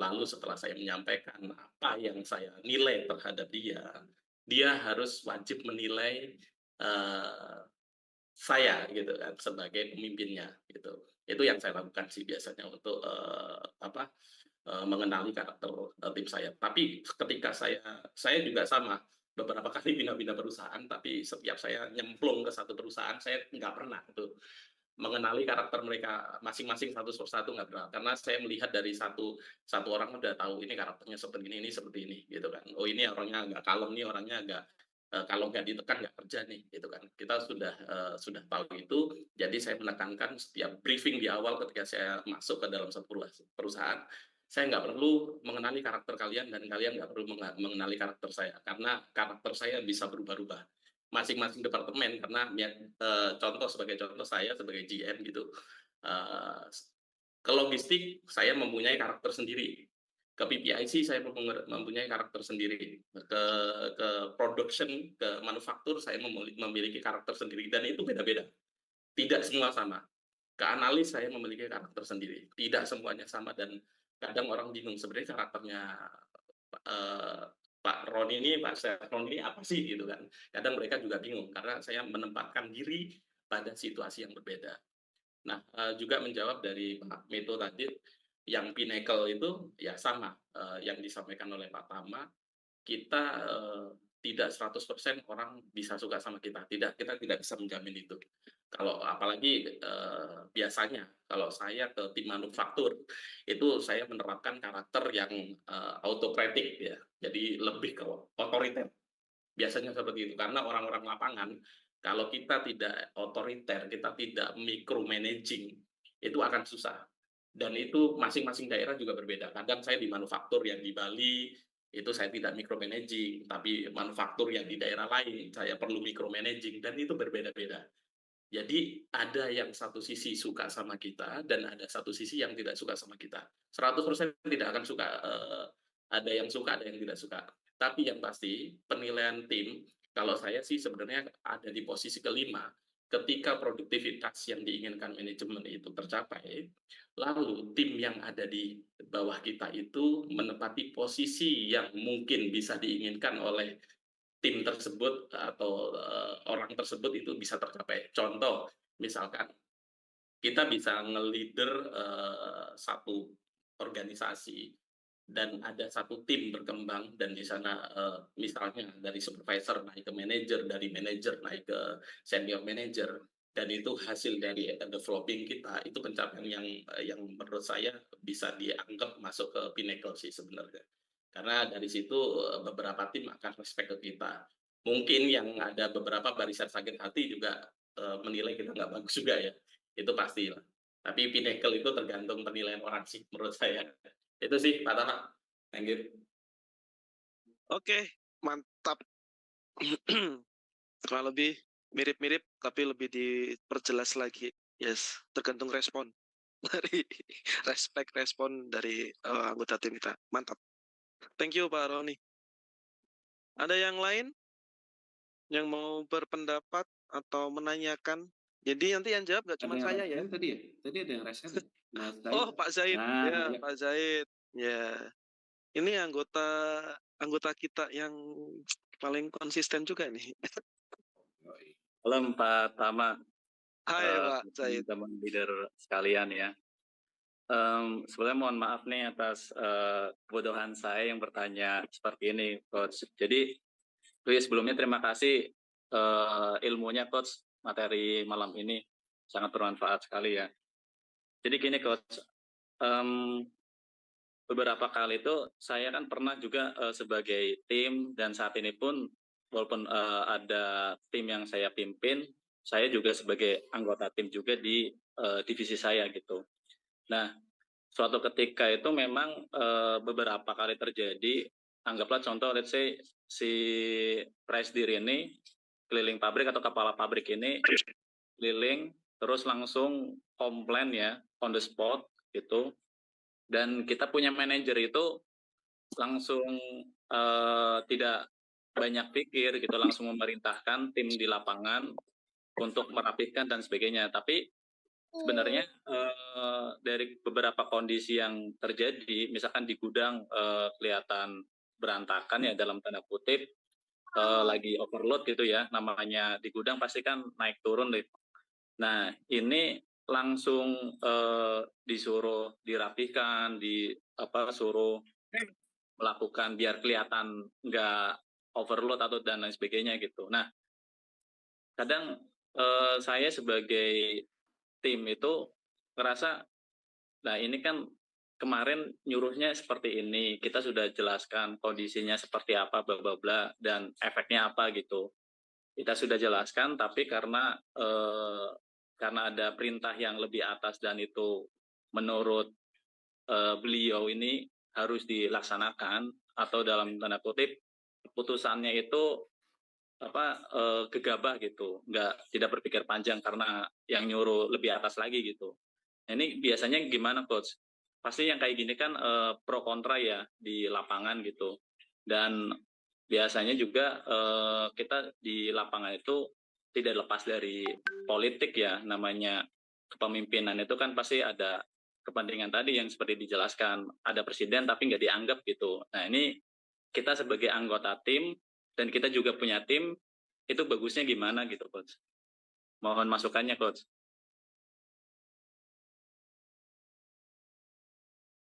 Oke. Ada yang mau menjawab? Ada yang mau menjawab, teman-teman? Sebelum saya menjawab, karena kebetulan nih tim saya juga hadir. Boleh ngisengin Mas Zaid? Nah, boleh, silakan. Silakan. Diisengin aja sekalian, Mas. Nggak apa. Biar kapok. Ya. Oke, mungkin sharing aja juga Mas Said. Ya, jadi kadang memang kalau pimpinan tertinggi kita ke lapangan itu yang bikin kita nggak bisa konsentrasi itu kadang noise-nya ya, bukan substansinya gitu. Nah, Iya betul Coach. yang sering saya lakukan memang pertama kali biasanya yang kita redam dulu noise-nya yang penting gitu. Noise itu ya hal yang nggak substansial dulu lah, nggak apa-apa, yang penting udah nggak noise dulu gitu, nggak ribut dulu gitu. Kalau ada nggak rapi ya udah dirapikan. Nah, tapi berbarengan dengan itu memang harus diklarify secara personal, mungkin entah dengan manajer kita atau dengan tim kita, untuk sebenarnya mengklarify apa sih masalahnya dan bagaimana rencana ke depannya supaya lebih sistematis dan long term untuk perbaikannya. Plus jangan lupa, plus tidak sekedar janji dan retorika, tapi juga timeline akan ngapain, kapan, bagaimana sampai itu selesai. Karena kalau kita memang seeing is believing, pada saat owner apalagi gitu datang ke lapangan lihatnya berantakan, mau alasan apa saja gitu. Intinya ya itu berantakan. Dan itu harus diterima. Kita harus lapang dada, kita harus lapang legowo gitu ya. Kita harus sadar bahwa memang ya emang kondisinya gitu. Oke, itu kita harus accept dulu. Nah, kenapanya baru kita bedah sampai nanti bisa ngasih solusi, ataupun bahkan mungkin bisa dikembalikan lagi ke owner atau manajer. Sebenarnya untuk bisa rapi secara jangka panjang butuh support ini misalnya. Untuk supaya itu terjadi, dan itu butuh komitmen mereka. Kadang-kadang kalau kita merasa sudah kerjaan kita sudah dilakukan semua, kadang tuh baliknya bolanya ke mereka kok. Oh, Pak, saya minta ini juga nggak dikasih, kadang minta ini nggak dikasih nanti, tapi setelah redam dulu noise-nya. Mungkin gitu, Pak Tama, Pak Zahid, dari saya sih. Terima kasih Coach Awa. Ya, saya juga mau jawab, ternyata udah dijawab sama Coach Agus ya, Coach Awa ya. Karena kebetulan tim saya pun juga baru kemarin baru kena juga. Gitu ya. Mas Deloha jangan senyum-senyum ya. Mas Deloha ada Mas Ervin, kalau misalkan Mas Ervin open mic kayaknya ketawa-ketawa juga itu kayaknya. Enggak, tapi sama. Overall sih sama ya. Gitu, noise-nya diredam dulu dengan ya yang penting goals-nya si owner itu apa. Kita tahu dulu. Setelah tahu baru itu kan udah ketahuan ya, analisa masalahnya udah ketahuan nih masalahnya apa, kerapian. Ya udah, goals-nya ngerapi gitu kan. Lah baru kita ngomong sama tim, kita ngerapiinnya caranya mau gimana gitu kan. Oke, treatmentnya begini gini. Oke, kamu butuh apa nih, dan butuh berapa lama, walaupun sebenarnya owner juga kasih waktu juga misalkan pendek gitu ya, harus seminggu gitu. Ya udah, kita berapa lama gitu, katakanlah kita mau jalan seminggu, kita mau butuh apa, resource-nya bagaimana gitu, apa saja, sambil nanti kita one on one, si leader ini ngobrol sama si owner gitu, mulai dari sisi progresnya ya. Ya benar kata Coach Awak ya dengan legowo aja ya, memang kondisinya seperti itu, walaupun kadang-kadang kondisi seperti itu sebenarnya kondisi yang memang pada saat memang puncak-puncaknya lagi berantakan mungkin gitu kan, mungkin lagi banyaknya barang datang kah, ada yang supplier datang, ada misalnya loading docknya sama gitu ya, barangnya datang, ada yang barang juga mau keluar lah, lagi peak-peaknya nih, peak Itu hours-nya gitu. Alasan aja itu, alasan. Alasan aja. Ya, dan itu kan kondisinya seperti apa gitu lah. Itu kita bisa ngobrol sama langsung owner one on one gitu ya, sama owner gitu. Setelah kita ngobrol sama tim gitu. Kondisi yang ada seperti ini, kalian tahu nggak? Oke, tahu. Goalsnya seperti ini, kalian paham? Oke, arahannya begini. Gitu. Oke, ya kalau begini kalian butuh apa? Resource-nya apa? Kalau begini cukup nggak resource-nya? Oke, kalau nggak butuhnya seperti apa? Oh, seperti ini. Oke. Nah, baru tadi kata Coach Agus tuh sama tuh. Kadang-kadang kan kita minta sesuatu tidak disetujui gitu kan. Tapi dengan kejadian seperti ini, itu jadi salah satu senjata kita juga. Oke Pak, mungkin permintaan saya yang kemarin mungkin bisa disetujui gitu, karena itu salah satu faktor untuk keberhasilan dari goals kami, yaitu rapi tadi misalkan, apapun kata-katanya gitu. Nah baru tuh muncul, oke silakan pakai, silakan silakan beli, silakan apa, lah baru tuh. Nah karena sudah menjadi concern dari si owner, mau nggak mau progresnya tetap harus di-report Pak, gitu, di-report. Mau weekly kah, mau bi-weekly kah, mau daily kah, karena jadi concern-nya si owner tuh. Jadi owner juga mungkin sekedar ngomong aja itu, pokoknya harus selesai besok ya, mungkin nggak besok-besok juga gitu kan. Yang penting kita kita sampaikan progresnya seperti apa gitu. Dan pada sudah selesai, baru kita bicara lagi. Oke Pak, ini sudah. Kira-kira apa yang menjadi concern Bapak setelah ini? Gitu. Nah udah, concern lain Bapak setelah ini. Udah. Jadi ya itu tadi ya, ada leader yang decision maker sama problem solver, tapi juga jangan lupa nih, jangan sampai lepas tangan juga gitu kan. Wow, gitu. Wah, udah nih udah dimarahin sama owner, udahlah. Yuk yang penting kita beresin lah, nanti yang maju ya udahlah siapa gitu. Gitu. Leadernya bilang begitu. Ah, ya udah, repot deh gitu ya. Oke, itu aja sih. Ya yang lain ada yang mau nambahin? Cuma nambahin sedikit, Pratama. Yuk, siap. Jadi ya beberapa pengalaman ketemu owner, terutama yang mereka jarang ke lapangan gitu ya. Pokoknya yesin dulu lah gitu. Karena memang dibantah sekecil apapun, walaupun kita jelasin dengan data, even kita sudah sampaikan, Pak kemarin sudah minta ini nggak dikasih, udah diain aja dulu, emang itu nggak rapi. Pak kemarin ini memang kondisinya lagi penuh, lagi hektik, lagi ini nggak usah, jangan, karena benar. itu makin memperburuk situasi dan hanya menganggap owner akan lihat itu sebagai excuse. Nah ini excuse saja gitu. Nah lebih baik setelah noise-nya mulai hilang, baru nanti ketemuin dengan sudah agak dingin lah gitu. Karena kalau di lapangan apalagi masih banyak orang, Pak kemarin udah minta ini nggak dikasih, Pak. Kemarin ini pas truknya datang berbarengan, apapun itu alasan. Iya, wis nggak usah dibantah. Itu jangan langsung lah istilahnya ya. Jangan langsung. Jangan frontal. Iyain dulu aja. Ya. Ya. Jaga harga dirinya. Ya. Yang kita lawan yang D-nya lagi tinggi soalnya. Oh iya. Warnanya masih udah salah, merah ya. Kalau kata Pak Aceh mah merah banget ini. Walaupun yang bersangkutan salah kan tetap nggak bisa secara frontal, walaupun kita posisi benar di lapangan banyak orang. Iya. Ya benar. Nanti next-nya aja, betul. Nanti next-nya kita kumpul sama tim dulu, kita briefing sama tim. Oke, udah tahu goals-nya apa, nanti susunan apa, kita bikin mini project lah atas noise tadi gitu kan, atas klaim tadi, mini project udah sampaikan, udah agak reda, kita baru pada saat kita sampaikan progresnya seperti apa sambil kita ngobrol, karena kan ya nggak mungkin lah sampai berhari-hari dia sepaneng terus kan ya tinggal sehari 2 hari ketemu, lihat ngomong sama PA-nya, moodnya bagus nggak, oh udah bagus, baru maju. Baru maju ngomongin progresnya, bla bla bla bla bla bla bla bla, baru. Kalau bisa sorenya, malamnya itu langsung. Kalau bisa, mungkin kan. Kalau bisa. Tapi biasanya masih sepanang biasanya. Paling nggak besoknya lah ya, besoknya. Udah, tunggu aja. Betul.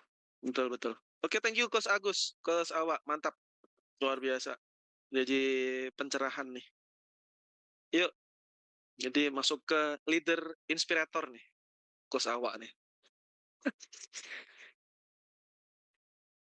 Ada yang lain mau tanya atau mau nanggapin dari beberapa pertanyaan teman-teman? Yuk, yang merasa di kolom chat belum ditanggapi, langsung raise hand aja. Raise hand aja. Karena banyak banget ya, Pak Aceh. Iya, yang nanya. Ini nih, Pak siapa nih? Pak Sugiat. Terus ada Mas itu yang tadi lagi nih Pak, Mas Baja, Mas Panji.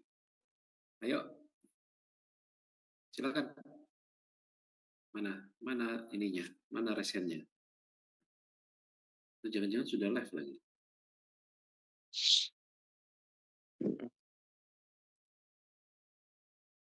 Ayo, masih ini Ruth juga nih mau nanya. Ayo, nanya aja yuk. Langsung. Oh iya nih Bu Ruth Ibu nih, ayo Ruth, silakan Ibu. silakan. Ibu Ruth, silakan. Silakan. Oke, Coach. Tapi izin off cam dulu ya. Iya. Ya, Nggak apa-apa. silakan. Masih ada timun, matanya masih ada timun. Coach Siri. Iya. Ada masker wajahnya nih. Ya, nah, tadi kita kaget lagi kan. Oh, iya. Ya, ya. Silakan. Mana aja nih Coach malam. Bagaimana sih menghadapi tim member yang beberapa kali tuh seperti menyembunyikan data gitu ya. Terus kalau ditanyain tuh seringnya tuh jawab nggak tahu, atau misalnya dulu misalnya waktu saya pernah di satu tempat waktu saya awal baru join kan ya, selalu tim member saya itu ngomongnya dulu bukan dia kok yang handle gitu satu tes tertentu gitu. Nah terus udah ketemu nih, udah terbukti, ntar hal yang lain tuh ya bisa jadi dia nyembunyiin lagi gitu. Jadi ngeles terus gitu kan. Nah terus gimana ya situasi apa saya sebagai leader gitu ya terpaksa harus ambil keputusan untuk menyelesaikan seseorang ya, tapi case-nya sih bukan fraud misalnya. Itu kapan sih betul-betul harus ya udah ambil tindakan deh gitu ya. Saya pernah mengalami juga sebetulnya Masnya udah kondisi yang cukup fatal, misalnya ada tim member yang suka bohong gitu ya, tapi beberapa kali sudah saya bisa buktikan juga dengan data gitu ya, dengan fakta. Tapi ya udah akhirnya saya kasih kesempatan lagi gitu loh. Saya tetap coaching lagi. Terus dari itu tetap saya juga ajak juga tim saya tuh makan bersama gitu ya. Sekali ya saya mentraktir gitu lah ya. Tapi nanti begitu lagi gitu. Nah, maksud saya itu sampai kapan gitu kan. Tapi saya kalau misalnya harus mengkat, saya juga nggak tega gitu, Coach. Minta mohon pencerahannya. Thank you. Ini kayaknya yang cocok jawab ini Coach Agus Fitriadi nih. Wah, curang nih Coach Tama. Monggo, saya lempar deh. Silakan Kak. Izin menjawab Pak Aje, Pak Yudi, Pak Awa dan lain teman-temannya. Coach Tama tahu aja ini masalah yang sering saya hadapin kayak begini masalahnya. Oke, baik, izin Bapak Ibu sekalian. Hal tersebut saat di beberapa perusahaan terdahulu saya mengalami sempat 3 kali, Pak. 3 kali di situasi yang berbeda, bisa di posisi supervisor, di posisi staff, bahkan saat saya jadi GM, saya perlu melay-off posisi 2-3 manajer gitu ya. Bukan isu fraud, tapi isu lebih kepada kinerja dan code of conduct-nya mereka sebagai jabatan yang diemban, Bapak Ibu sekalian. Nah, langkah-langkah yang saya lakukan adalah tadi yang dia sharing oleh Coach Tama itu betul sekali. Kita harus memakai topi top hat-nya pada posisi apa. Di 3 departemen berbeda, di departemen produksi, engineering, dan departemen supply chain. Nah, ini kan 3 departemen strategis kan, poinnya seperti itu. Nah, langkah pertama adalah tidak serta-merta menelan mentah-mentah informasi yang saya terima dari tim saya di lapangan. Tapi saya harus genba ke lapangan, saya melihat sendiri, saya studi kasus, saya validasi permasalahannya, saya tanya 360 derajat di areanya dia, di area yang lain, sampai saya mendapatkan data valid dari berbagai semua departemen. Setelah itu saya validasi, saya tanyakan, dan saya panggil orang tersebut one-on-one coaching. Tadi yang disampaikan oleh rekan tadi yang sudah menjawab, Pak Zaid, atau misalkan dengan Pak Saroni ya tadi, hampir sama seperti yang saya lakukan juga seperti itu, sampai kepada kesimpulan, saya one-on-one coaching dengan yang bersangkutan, tapi belum membahas masalah itu. Gitu. Kalau langsung kan ketahuan banget, saya langsung nodong dianya, enggak. Tapi saya bicara yang lain, meningkatkan kinerja performansinya dia. Maksud tujuan saya itu apa? Untuk mempertahankan, dia punya legitimate, dia punya proven, bahwasanya dia tidak seperti disangkakan oleh orang gitu loh. Saya khawatir ada orang bersekongkol memang ingin membuang dia gitu. Tapi ini yang bisa berhubungan dengan Kaizen methodology unutilized talent. Unutilized talent menurut orang, tapi kalau menurut owner dia membawa kontribusi positif terhadap profit, why not gitu kan, poinnya seperti itu. Nah, tapi kenapa dia tidak bisa di layoff? Karena dia kesayangannya owner. Kenapa bisa seperti itu? Karena bukan karena dia kiss ass atau dia bluffing atau penjilat, bukan. Tapi memang kerjaannya dia itu pernah mendapatkan kayak mandat langsung dari owner itu, pokoknya kamu kerjakan yang ini, orang nggak boleh tahu. Nah, itu yang saya harus dapat poin itu. Jadi saya tanya ke ownernya, saya tanya semua, ternyata konklusinya adalah dia sebenarnya titipan owner untuk melihat kondisi aktual di perusahaannya itu seperti apa sih keadaannya gitu loh.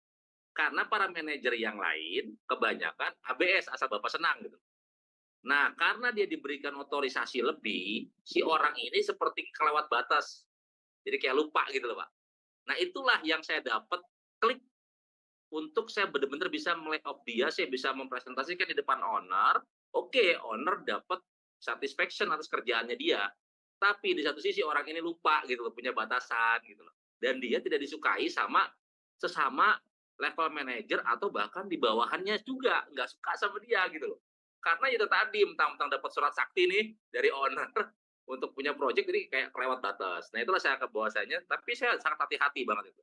Saya tanya lagi, proven dia bisa nggak untuk ini, bagaimana dia memimpin timnya, bagaimana dia sebagai DSC-nya, bagaimana dia bermain sebagai walk the talk, sebagai leader. Oh, ternyata nggak bisa. Saya jalankan tuh buku catatan kecilnya pertama tadi, saya biasa buku laporan semester akhir di belakang buku saya punya seperti itu juga. Jadi semua orang tuh tahu kesalahannya dia tanggal berapa, jam berapa, isunya berapa, jadi speak by datanya dapat.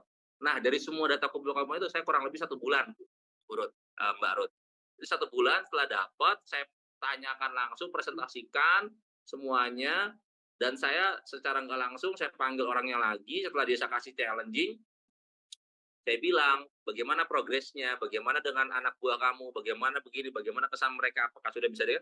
Dan dia tidak bisa menjawab, dan dia cuma bilang, saya sudah menjalankan, Pak. Ya mana provennya sebagai menjalankan, kita sebagai data. Akhirnya tidak bisa mendeliver itu. Terus saya tanya, bagaimana hubungan kamu dengan departemen lain, bagaimana gini-gini. Nah, barulah di sana saya bicara dengan owner, saya paparkan semua bukti-buktinya. Setelah dapat restu mandat dari owner, karena kan ini kan ngeri-ngeri sedap kan, di tangan kanannya owner ternyata gitu kan. Posisi saya sebagai GM gitu. Dan orang itu siapa? Nggak kalau mau tahu siapa. Dan itu orang itu adalah keponakan istrinya owner. Kan hebat kan seperti itu. Itu akhirnya saya layoff setelah di bulan kedua dengan alasan pelan-pelan dengan metodologi yang dapat, saya genba ke lapangan. Terus saat saya ke lapangan pun masyarakat melihat saya sedang mendevelop seorang ini gitu loh. Tapi orang ini tidak mau develop dirinya sendiri. Itulah kadang-kadang akhirnya setelah saya putuskan dia saya layoff, dia pun mengakui, oh iya Pak Agus, mohon maaf saya tidak bisa perform, saya berlebihan, saya keluar. Jadi kita leader untuk melayoff orang, pastikan saat kita klik oke dia layoff, jangan sampai dia berusaha sakit hati ke kita, tapi dia sadar, oh iya saya salah, oke saya siap, saya bertanggung jawab. Itu sih yang saya bisa sharing Mbak Ruth. Tapi kalau untuk yang level manager supervisor, itu dengan kita kasih challenging project, dia tidak bisa close, tidak bisa profit, ya udah kita bikin hitam atas putih perjanjian. Oke ya, kamu saya kasih batas, kasih project sekian, kesalahan kamu sudah jelas, tapi saya kasih kesempatan, bagaimana untuk membuktikan, kamu nggak bisa proven, ya udah.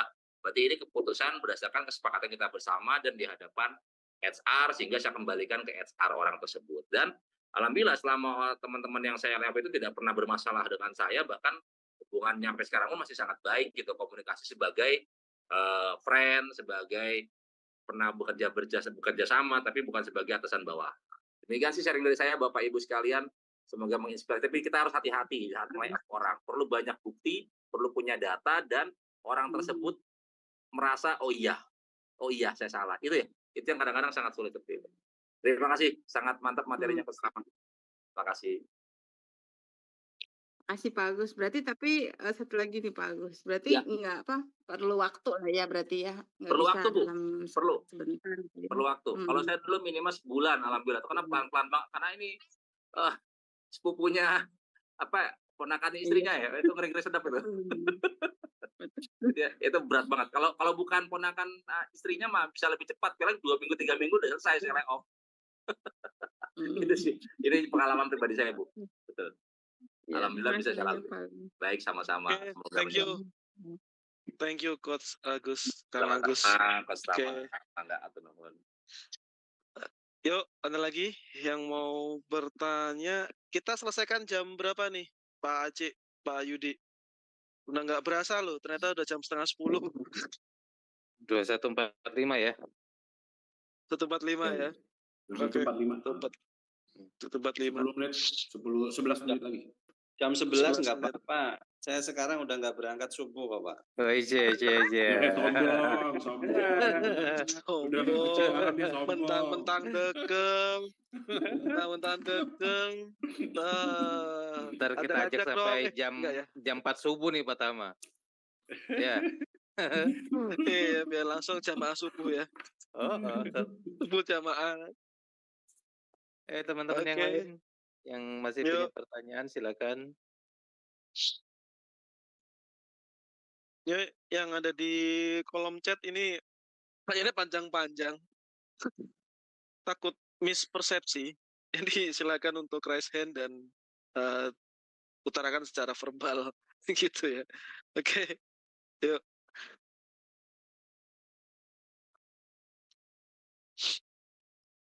Nanti materi kita kirim ya Pak Aceh ya, Pak Yudi ya. Kita share ya. Kita hanya share ke member saja. Member saja. Oh iya, kita share akan ke member saja. Jadi teman-teman yang berniat untuk mendapatkan eksklusivitas dari ASCI, silakan daftar member, silakan hubungi direktur HR kami, yaitu Pak Yudi Yanto. Dan jadi member itu kan cuma bayar 200.000, berlaku 1 tahun, terus banyak diskon, kayak contohnya webinar PPIC. Kalau non-member itu kan 2 webinar, 150.000 non-member. Kalau member cuma bayar 100.000. Berarti kan sudah hemat 50.000. Dan periode setahunnya dihitung dari sejak daftar ya. Jadi bukan setahun Januari Desember gitu. Jadi kalau misalkan daftar sekarang September, nanti cuma sampai Desember doang nih anggotanya, enggak. Akhirnya September juga. Nanti sampai dengan September tahun depan gitu. Oke. Ya, masih ada aja Pak Tama, penutup aja deh, tinggal 10 menit kan ya, sekitar 10 menit. Mungkin kesimpulannya Pak Tama. Oke. Kesimpulannya tadi sebenarnya udah conclusion semua. Belum itu loh. Yang pertanyaan yang pertama itu loh. Sama ini itu udah terjawab. Oh iya. Tipe leadershipnya seperti apa? Itu ditunggu loh Pak Tama. Iya. Ya rata-rata udah di posisi manajerial, top manajerial atau GM. Ya tidak menganut satu mazhab gitu ya. Satu mazhab ya, mungkin kalau bisa dirangkul ya bisa situational leadership lah. Jadi benar-benar yang lihat bahwa situasinya berdasarkan siapa yang kita ajak bicara, siapa yang kita mau kelola, lingkungannya seperti apa. Kadang-kadang dengan tim yang sama tapi dengan lingkungan yang berbeda pasti juga akan secara tipe kepemimpinannya, leadershipnya juga akan berbeda. Apalagi dengan faktor-faktornya itu timnya siapa dan lingkungannya bagaimana. Nah, baru nanti ada faktor lain. Apakah mau visi jangka panjang kah, jangka pendek kah, atau apapun itu. Lah itu memang harus itulah situational leadership ya. Rata-rata seperti itu. Begitu ya. Oke, conclusionnya adalah leadership role model. Nah, itu aja udah ya. Leadership itu role modelnya tim kita. Jadi mau jadi apa tim kita, ya benahin dulu kita diri sendiri. Itu aja sih. Itu. Jadi kalaupun kita ngomong, kamu kamu harus bisa seperti ini ya, padahal kita sendiri juga nggak bisa gitu kan ya. Maksudnya mungkin secara attitude lah, adab lah, apapun itu ya, itu terutama ya. Karena itu soft skill ya. Jadi bukan hard skill, bukan berarti kita GM juga harus tahu detailing cara memproses di operator mesin injection, nggak seperti itu, tapi karena ini soft skill terkait dengan ya itu ya, sifat, terus kemudian adab, etika, integrity, yaitu leader ya jadi role model, itu aja. Mau leader, mau tim kita mau seperti apa, contohkan dulu.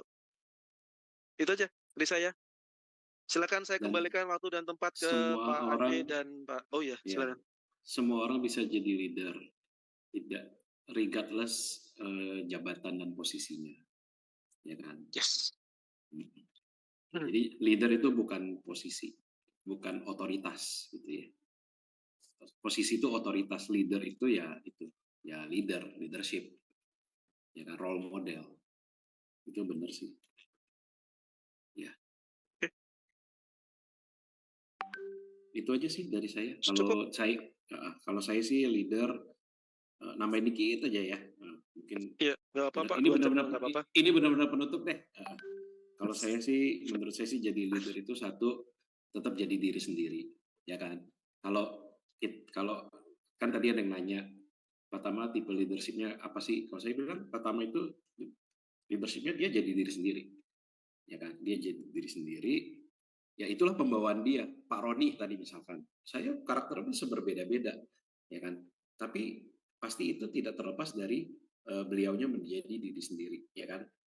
Itu satu. Kedua, menurut saya harus tulus. Yang tadi pinnacle itu, kenapa kita bisa dianggap pinnacle leader? Karena orang tahu kita tulus. Walaupun kita mengambil keputusan sulit, misalnya kita pecat orang misalnya.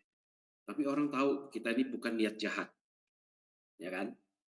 Kalau orang sudah tahu kita tidak niat jahat, orang pasti akan follow kita, ya kan.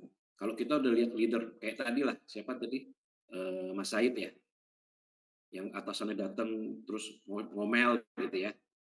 Nah, jadi orang lihat, kok ini ngomel aja gitu kan ya. Apa ini enggak tapi kalau misalkan kita tahu nih leadernya baik gitu, dia datang, dia ngomel untuk kebaikan kita juga akan follow dia, ya kan. Terus itu nomor 2. Nomor 3, leader itu belajar dari leader yang lain. Ini maksudnya apa? Yang baik kita tiru, yang tidak baik ya kita lakukan sebaliknya. Kayak tadi, ya kan, leader ada yang datang terus tunjuk sana, kok nggak rapi, itu jelek ini. Ya kalau kita nggak suka kayak gitu, ya kita jangan jadi leader kayak gitu, ya kan? As simple as that, ya kan? Terus terakhir, leader itu harus lebih banyak mendengar. Bicaranya sedikit, tapi bicara itu tepat waktu dan tepat guna. Itu leader. Ya, oke. Nah, itu semua saya lihat ada di Bapak yang hari ini membawakan materi. Nah, itulah kenapa kita mendaulat beliau yang membawakan materi ini. Gitu. Setuju kan ya, teman-teman ya? Setuju nggak? Banget. Udah berhari-hari nolak ya. Berhari-hari nolak, tapi ya gimana? Memang itu karakter yang kita cari dalam ini kan, materi kali ini ya kan. Semuanya love, semua jempol love.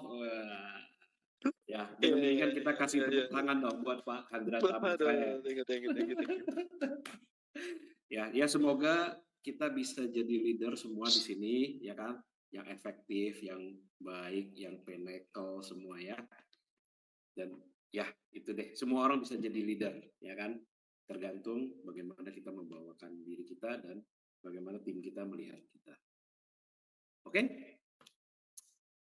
Terima kasih semuanya.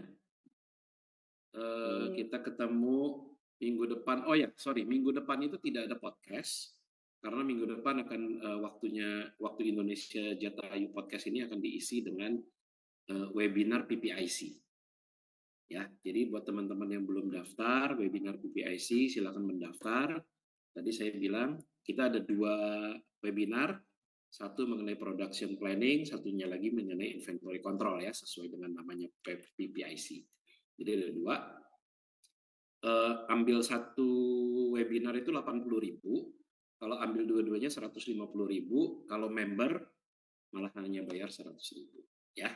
Jadi yuk jadi member dulu, bayar 200.000, bayar webinar 100.000. Gitu. Ya. Oke, sampai ketemu yang ikut webinar BPSC, sampai ketemu minggu depan. Ya.